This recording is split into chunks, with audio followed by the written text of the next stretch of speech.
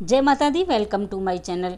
आज की वीडियो में आप देखेंगे जल तर्पण में क्या क्या सामग्री लगती है, जल तर्पण किस तरह से किया जाता है। बहुत ही सरल विधि की वीडियो में आपको लेकर आई हूँ।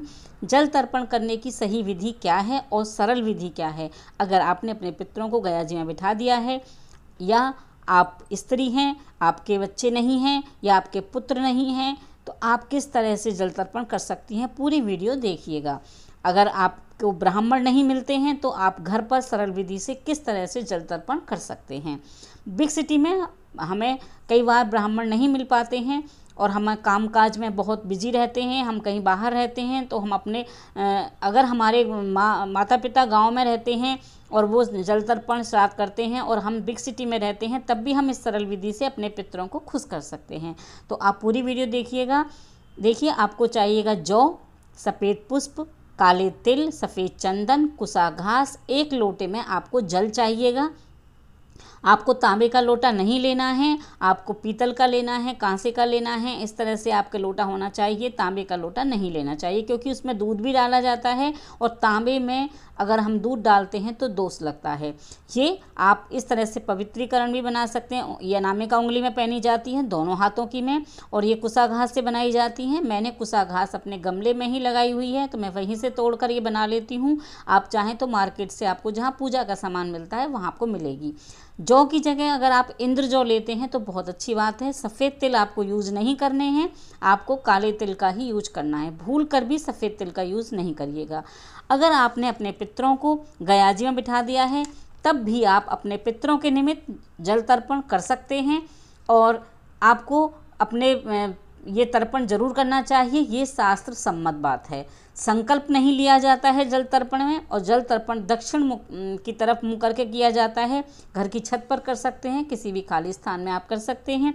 बस ये जल आपके पैरों में नहीं आना चाहिए। अगर आप ऐसी स्थान पर जल तर्पण कर रहे हैं कि जल आपके पैरों में आएगा, तो आप एक परात ले लीजिए और परात में जल तर्पण कीजिए। बाद में आप उस जल को गमलों में या किसी भी वृक्ष के नीचे, आंवले का वृक्ष है, पीपल का वृक्ष है, तो उसमें डालते हैं। अगर आपके घर में आंवले का वृक्ष लगा हुआ है तो आप उस वृक्ष के नीचे बैठकर जल तर्पण करते हैं तो आपके पितृ बहुत प्रसन्न होते हैं। अगर आपके घर में बेल का पौधा लगा हुआ है, जो बेलपत्र हम शिवजी भगवान पर चढ़ाते हैं, आप उसके नीचे बैठकर भी जल तर्पण कर सकते हैं।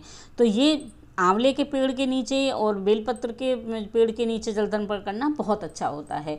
अगर आपके घर में कोई बच्चा हुआ है तो आप किसी अच्छे दिन जल तर्पण कर सकते हैं, क्योंकि उन दिनों में हमारे घर में सूतक लग जाते हैं। तो मैं आपको ये बता रही हूँ कि श्राद्ध में अगर गयाजी में बिठा दिए हैं तब भी आप श्राद्ध, वैसे तो श्राद्ध करने की आवश्यकता नहीं रहती है, पर आप हर अमावस्या को, श्राद्ध पक्ष और जो मृत्यु की तिथि होती है उनकी, उस दिन तर्पण कर सकते हैं।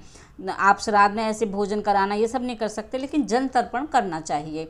अगर अमावस्या और श्राद्ध तिथि का सीधा देना होता है आपको, तो आप उस दिन भी दे सकते हैं। सीधा देने की विधि की वीडियो मैं अपने चैनल पर दे चुकी हूँ कि अमावस्या को सीधा कैसे दिया जाता है या श्राद्धों में सीधा कैसे दिया जाता है।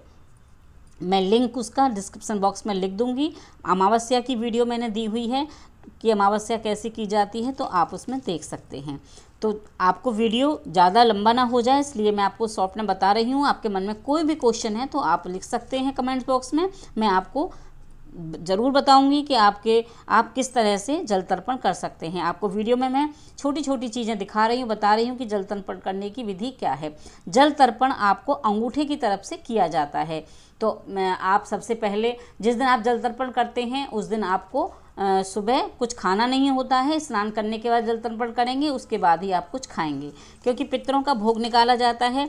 तो इसलिए आपको जो हमारे पितृ होते हैं ना, वो रस और सुगंध यानी धूप, जो हम धूप में अग्यारी में जो डालते हैं भोजन, और रस यानी कि हम जो जल का तर्पण करते हैं, इसी से वो तृप्त होते हैं। बाकी आप कितने भी व्यंजन बनाइए, खिलाइए पिलाइए, उससे कोई फ़र्क नहीं पड़ता है। जल तर्पण अवश्य करना चाहिए।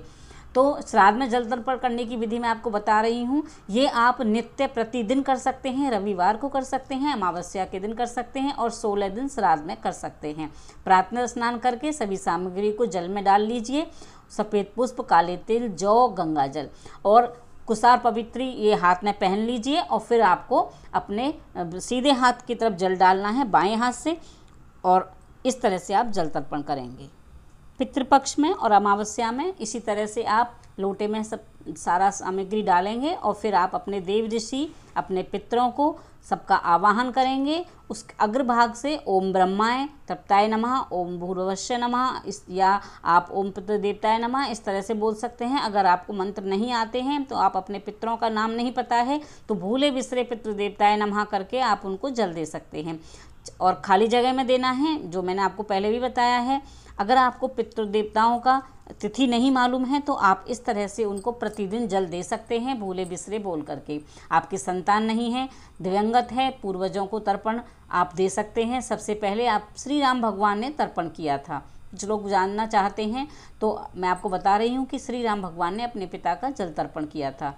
अगर घर पर आपको कोई जगह नहीं मिलती है, छत नहीं मिलती है, तो आप मंदिर में या खाली जगह में कहीं भी बैठकर भी जल तर्पण कर सकते हैं।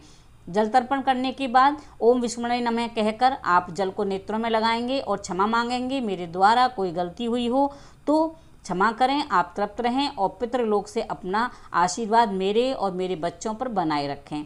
इस तरह से आप अपने पितरों से प्रार्थना कर सकते हैं।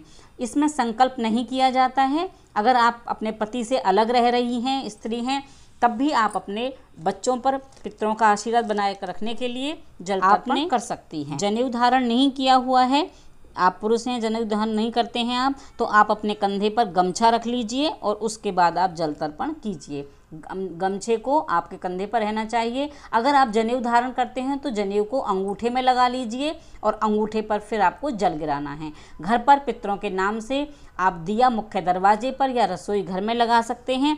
वो मैं दिया जलाने का कि दिया कैसे लगाया जाता है उसकी वीडियो अलग से आपको दूंगी। तो आप मेरे चैनल पर बने रहिए। वीडियो अच्छी लगे तो लाइक कीजिएगा। कमेंट्स बॉक्स में आप मुझसे पूछ सकते हैं। ये बहुत सरल विधि मैंने आपको बता दी है। अगर आपको ब्राह्मण नहीं मिले तो आप इस तरह से कर सकती हैं। अगर आप स्त्री हैं तो आप जल तर्पण कर सकती हैं। अगर आप पति के साथ नहीं रहती हैं या कहीं बाहर रहते हैं या पति के पास समय नहीं है, वो कहीं आर्मी में या कहीं ऐसे जॉब करते हैं, तो आप इस तरह से जल तर्पण घर पर कर सकती हैं। आप किराए के मकान में रहते हैं तब भी आप जल तर्पण कर सकते हैं। और कोई आपके मन में क्वेश्चन है तो ज़रूर बताइएगा। टिल देन बाय बाय, जय माता दी।